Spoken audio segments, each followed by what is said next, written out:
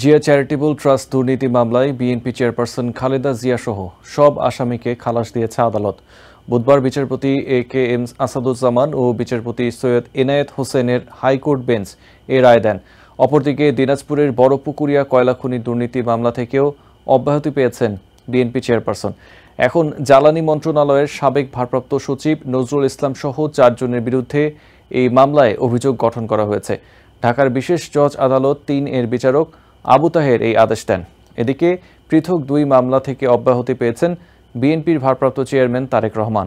বুধবার ঢাকার বিশেষ জজ আদালত 10 এর বিচারক মোহাম্মদ রেজাউল করিম ও অতিরিক্ত chief metropolitan magistrate Mohammad Sanaullah পৃথকভাবে এই আদেশ দেন।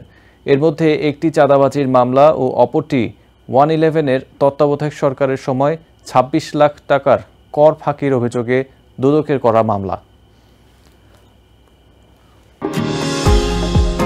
নিউ ইয়র্ক থেকে সম্প্রচারিত TVN 24 টেলিভিশন বিশ্বজুড়ে বাঙালির কণ্ঠস্বর।